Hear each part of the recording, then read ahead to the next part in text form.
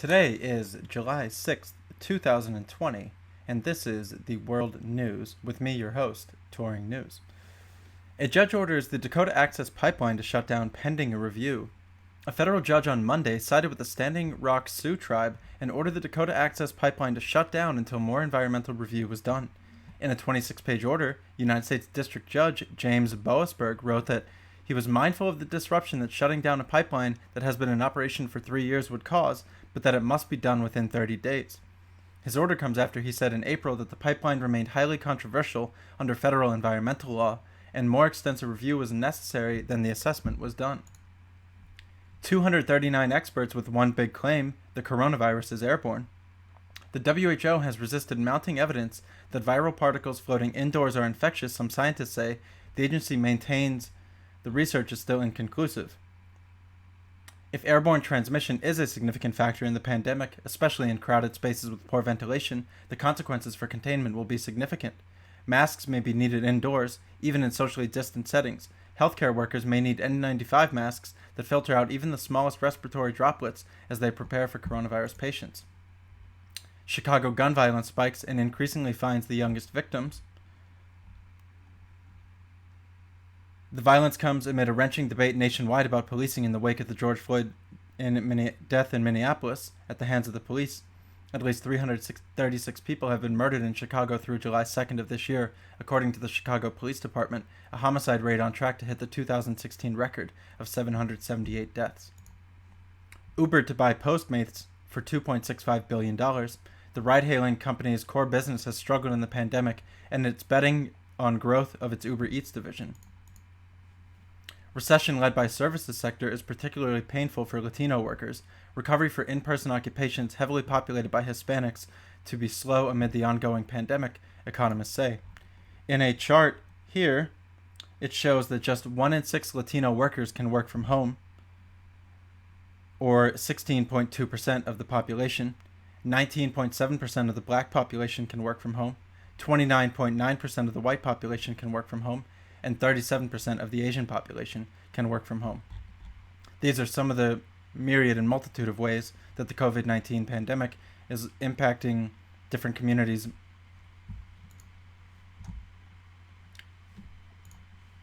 China is unlikely to meet the purchase targets for United States energy. China is far behind the target for purchases of energy products agreed to in a trade deal. The targets in the deal implied China would purchase around $25 billion worth of U.S. energy in 2020 and even more in 2021. The latest data on U.S. exports for the month of May, however, show that this year they've only purchased $2 billion of that sum, near the halfway point of the year. Developing world loses billions of dollars in money from migrant workers. An economic pillar of developing countries is crumbling because of coronavirus impacts, and I'm scared sick. Tens of millions of Indians, Filipinos, Mexicans, and others from developing countries working overseas sent a record $554 billion back to their home countries last year. That's an amount greater than all foreign direct investment in low and middle income countries, more than 3 times the development aid from foreign governments, according to the World Bank. The drop-off in payments, known as remittances, has affected life for millions around the globe who rely on the cash for food, fuel, and medical care. Families from South Asia to Latin America can't afford mortgage payments and tuition. It's estimated that these transfers will decline by 20% this year. That drop would be 4 times as big as the fall that followed the 2008 financial crisis, and the largest drop since the World Bank began recording remittance data in the 1980s. More debt, more liquidity, more asset reflation was the conclusion strategists including Nikolaos Panagiotis, who forecast a $16 trillion increase in worldwide debt this year that would push the combination of private debt and public sector borrowing to a record high of $200 trillion by year's end. Some hospitals in southern and western United States near capacity amid coronavirus outbreaks. Texas, Arizona, and Florida have been some of the worst hit states in recent days. United States shows off its firepower to Beijing in the South China Sea. 2 aircraft carriers and strike fighters join unusually large military exercises in the disputed region. Hong Kong libraries pull books for review under China's security law. Authors warn of political censorship, while government says books in public collections must comply with the law. The United Kingdom to give $2 billion to the virus-hit culture sector, with a mix of grants and loans worth £1.57 billion, was unveiled after increasingly desperate warnings that thousands of jobs and many cultural bodies were at risk. pledging to help theaters, museums, heritage sites, and live music venues to survive the coronavirus crisis. A new spy satellite has been launched in Israel called OFEC. Electro-optical reconnaissance satellite will provide high-quality surveillance for military intelligence, Israel says. In a statement on Monday, Israel's Ministry of Defense and Israel Aerospace Industries said OFEC 16 was shot into space. There were no further details in the mission of the satellite. Israel targets Hamas post in new air raids on the Gaza Strip. Aerial assault comes after rockets were fired towards Israel from a besieged enclave. Israel has said it carried out fresh air raids in the Gaza Strip in response to 3 alleged rockets fired from the besieged Palestinian enclave. No casualties were reported in the attacks late on Sunday that took place amid heightened tensions over Israel's widely criticized plan to illegally annex parts of the West Bank. Palestinian media outlets said the Israeli fighter jet targeted a position belonging to Hamas, the group that administers the Gaza Strip, in the Al-Zaltun neighborhood. Agricultural land in the area was also reportedly hit. In a statement posted on Twitter, the Israeli army said a total of 3 rockets were fired from Gaza towards Israel, setting off air raid sirens. It said one of the rockets was intercepted, while Israeli Channel 12 said 2 of the other landed in open areas. A fire at Iran's Natanz nuclear facility has caused significant damage, with Iranian officials saying the incident could slow down the country's development and production of advanced centrifuges. A fire that broke out last week caused significant damage that could slow the development of advanced centrifuges, an Iranian nuclear official said on Sunday. No one was hurt in the mysterious blaze last Thursday at the site, said Bahruz Kamalavandi, spokesman for Iran's Atomic Energy Organization. It appears to me unclear so far who was claiming responsibility for the attack and who has been blamed for the attack. Libya government vows response after base hit by foreign air force. Turkey state news agency says air raids against al-Wataya was carried out by unidentified planes with no casualties. Libya's United Nations recognized government on Sunday condemned overnight air raids against a recently recaptured airbase in the west of the country, saying the attack was carried out by a foreign air force. Fighters loyal to the government of national accord seized back the al-Wataya airbase, 140 kilometers southwest of the capital of Tripoli, from troops aligned with renegade military commander Khalifa Haftar in May. Haftar's self-styled Libyan National Army alleges Turkey, a key GNA backer, subsequently made use of the base to help GNA soldiers repel an offensive it launched against Tripoli in April last year. The recapture marked the sudden collapse of the LNA's 14-month assault to seize the capital and led to its hasty retreat along the coast. More than 160 people have been killed in Ethiopian protests over the singer's murder. Police confirmed 166 deaths in violent protests over the killing of popular Oromo singer Haakalulu Hundeesa. At least 166 people have died during recent demonstrations that roiled Ethiopia in the days following the murder of the popular singer. In the aftermath of Hachalulu's death, 145 civilians and 11 security forces have lost their lives in unrest in the region, said Girma Galam, deputy police commissioner of the Oromia region, in a statement on the state-affiliated Fana Broadcasting Corporate on Sunday. In Australia, thousands are told they cannot leave their homes effective immediately. The Australian state of Victoria has locked down 9 public housing towers in Melbourne, its capital, telling about 3,000 residents they must not leave their homes for any reason for at least 5 days. The strict quarantine, which is the first of its kind in Australia during the pandemic, is being monitored by hundreds of police officers, started immediately on Saturday afternoon after 23 coronavirus infections were found in 12 of the tower's households. There's a lot of intermingling of the people between those towers for work, for family, for community events, said Dr. Paul Kelly. He called the towers, quote, vertical cruise ships, quote, with the potential to cause a major surge in cases at a time when Australia's infections are already rising because of an outbreak across several Melbourne suburbs. Some residents objected to being quarantined without notice, including Abdi Ibrahim, who lives there with his 5 children. He said, "If I don't work, I don't get paid. We are so isolated, it's like a prison," also claiming he had no time to buy food. Dozens of civilians were killed last week in Mali village attacks, as attackers targeted 4 villages in the Mopti region where violence has escalated in recent years. The attackers targeted 4 villages on Wednesday in the Mopti region, which has seen dozens of tit-for-tat ethnic massacres, as well as raids by fighters of armed groups over the past few years. Molaye Guindo, the mayor of the commune of Bankas, released a list of victims on Thursday that put the death toll at 32. Other reports put the death toll at least 30.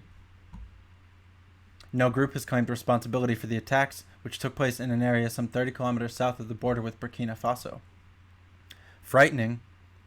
South Africa sees the biggest daily jump in COVID-19 cases. Officials consider reimposing restrictions as more than 8,700 infections reported over 24 hours amid a lockdown easing. This was their biggest single-day jump in coronavirus cases as hospitals brace for an onslaught of patients and others warn of a strict lockdown. Deaths rose by 95 to 2,844. Sierra Leone doctors treating COVID-19 patients launch a strike. Healthcare workers take action over unpaid bonuses, misuse of funds, and lack of resources from last week. The strike on Thursday marked an escalation in a row between doctors and the government over what doctors say is a misuse of funds for the coronavirus response in the country, of the funds, and a lack of protection and compensation for healthcare workers.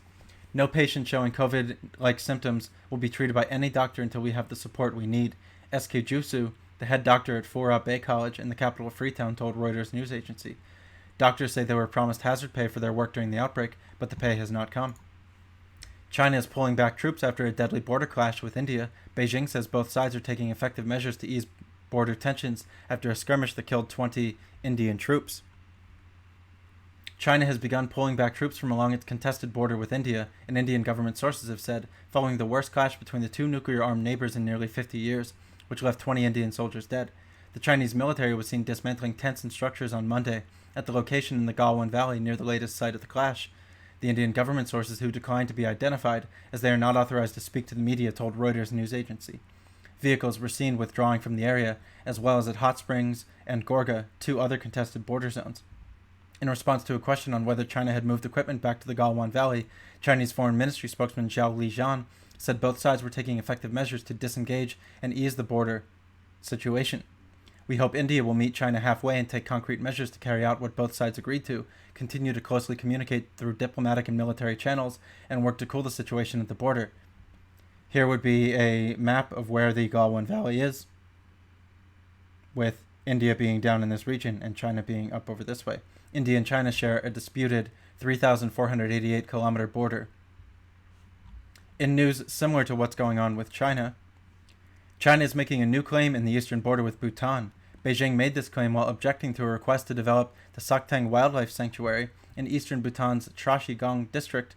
At an online meeting with the Global Environmental Facility set up in 1992, the GEF is a U.S.-based global body to finance projects of the environment sector. With China making new territorial claims in its eastern border with Bhutan this week, there is considerable disquiet in Delhi. Beijing made the claim while objecting to a request to develop the Sakteng Wildlife Sanctuary in eastern Bhutan's district in an online meeting. Bhutan objected to the Chinese claim, and the GEF Council passed the project for the funding. The GEF, according to the sources, rejected the Chinese claim and approved the project, but the views of both parties were reflected in the minutes.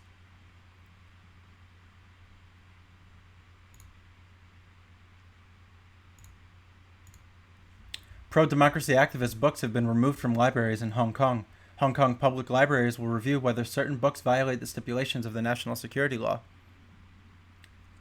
Books by prominent Hong Kong pro-democracy figures have become unavailable in the Chinese-ruled city public libraries as they are being reviewed to see whether they violate a new national security law, a government department said on Sunday. The sweeping legislation, which came into force on Tuesday night at the same time its contents were published, punishes crimes related to secession, subversion, terrorism, and collusion with foreign forces, with punishment of up to life in prison. Hong Kong public libraries will review whether certain books violate the stipulations of the national security law, the Leisure and Cultural Services Department, which runs the library, said in a statement. While legal advice will be sought in the process of the review, the books will not be available for borrowing and referencing in the libraries. Families mourn as the Myanmar Jade mine disaster kills more than 170 people. Rescue operations continue for a fourth day in the country's worst ever jade mine landslide as more bodies are buried. On the 30th, I apologize, that was a mistake. Ai Mon, 30, is left alone with a 2-year daughter after her husband and younger brother died in Myanmar's worst jade mine landslide that killed more than 130 people on Thursday of last week. In hopes of finding gems that might transform the future, people travel hundreds of miles to work at the Kachin state in northern Myanmar, home to a secretive billion-dollar jade industry. At least 40 jade pickers killed in the disaster at the Waikamar mine were buried on Saturday, the country's fire services department said on their Facebook page, while 77 others were interred in a mass grave on Friday. India to buy 33 Russian fighter jets for $2.43 billion, with the purchase of 21 MiG-29s and 12 Su-30 MKIs, to augment the Air Force's combat squadron, India's defense ministry said. Last week, monsoon rains trigger severe floods in India's Mumbai. July is the city's wettest month with an average rainfall of 819 millimeters. India's southwesterly monsoon season has lashed at western parts of the country with heavy and persistent rain, causing widespread disruption and leaving roads and buildings flooded. India's financial capital, Mumbai, was badly hit with the rising waters, causing large traffic jams. People were seen wading through knee-deep waters, while motorists had to take extra care on their journeys. Buy now, pay later. Instant loans encourage more online purchases. Alternative credit firms have seen their market value rise as buying has shifted online due to the COVID-19 lockdowns. What persuaded her to click buy, friend said, was the short-term credit offered by Afterpay, which split the $260 payment into 4 interest-free installments. Afterpay is a handful of alternative credit firms which offer smaller loans, mostly to online shoppers, and make their money by charging merchants a 4 to 6% commission. These buy now, pay later BNPL firms have benefited from a shift to online shopping during the coronavirus crisis in countries including in the United States, where state aid has also boosted retail sales. Friend said of the loans, I'm more inclined to use them because they make it easier to afford to get the things I want all at once and when I want to splurge on something. Will this be the next credit bubble that forms? Top Trump campaign aide Kimberly Guilfoyle contracts the coronavirus. Guilfoyle, who is the girlfriend of President Trump's oldest son, was tested before the president's Mount Rushmore speech. Native American protesters blocked the road leading up to the speech at Mount Rushmore and faced off with the National Guard in the hours before Trump's fiery speech. A group of mainly Native American protesters blocked the road leading to Mount Rushmore for 3 hours before President Donald Trump gave a speech at the National Monument Friday night. When they refused to disband, the protesters faced off with the South Dakota National Guard, which shot close-range shells at their feet and sprayed some protesters with pepper spray. By 7 p.m., 15 of the protesters who refused to leave the road had been arrested after they negotiated the safe withdrawal of the rest of the people who did not want to stay to be detained and held. The Dominican opposition declares victory in the coronavirus-hit election. With 60% of votes counted, opposition candidate Luis Abinader claims win in a presidential poll held among the pandemic. In preliminary results on Sunday accounting for 60% of the ballots cast, Abinader of the opposition Modern Revolutionary Party, the PRM, won 53% of the vote, which if sustained would be enough to avoid a runoff election. Gonzalo Castillo, 59, of the ruling Dominican Liberation Party, the PLD, whose candidacy was endorsed by President Danilo Medina, was in second place in a 6-man race at 37% of the vote. Both parties claimed to be centrist. Medina, who served 2 consecutive 4-year terms, was ineligible to seek re-election after failing to win sufficient backing for a constitutional change to run again. In speaking about constitutional changes, there was a vote in Russia, I believe last week, that has now permitted Vladimir Putin to remain president if he continues to be elected until 2036, amending the constitution as was written prior. Arrest warrants have been issued for Guaido's ad hoc central bank board. Venezuela's chief prosecutor announced arrest warrants for several crimes, including treason. The announcement from Chief Prosecutor Tarek Saab came a day after the London court recognized Guaido as Venezuela's interim president as part of the legal dispute over whether Guaido or President Nicolas Maduro should control $1 billion of the country's gold stored in Lebanon. He said the orders of apprehension were requested for the crimes of treason, usurpation of functions, and association to commit crimes.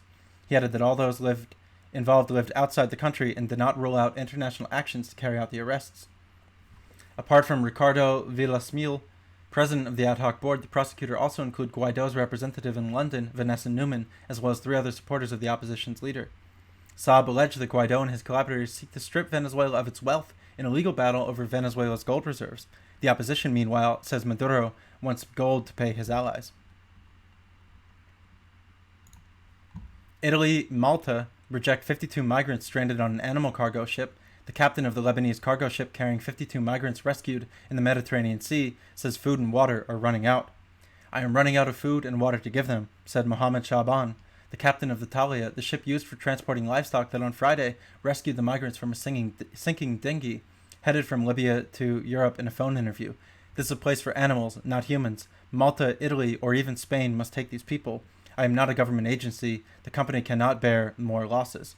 On Sunday, Malta's armed forces allowed the medical evacuation of 2 people from the Thalia, but refused to take others. The United Kingdom's coronavirus hit arts venues to receive $2 billion in grants and loans. I believe I already spoke on this story earlier. I apologize for rebroadcasting it a second time, continuing to move forward. Italy clears a rescue ship to bring 180 migrants to Sicily. The Ocean Viking was allowed to dock in Sicily on Monday after being stranded at sea with 180 people rescued in late June.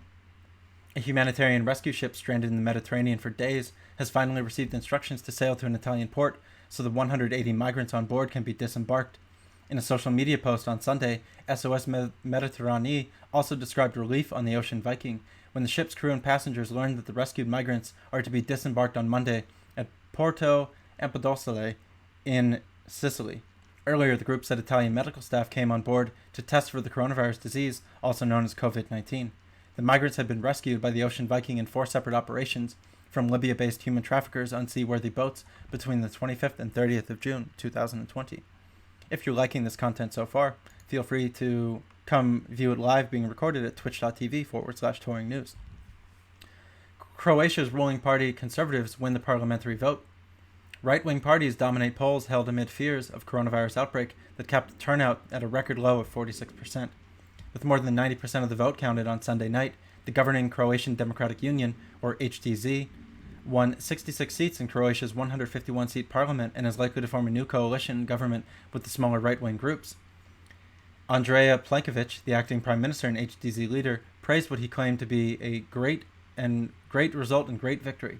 Such a result for the HDZ, which is our victory, is not only great but an obligation. It's an obligation because we had a tough mandate full of challenges behind us, and challenges ahead of us are even larger.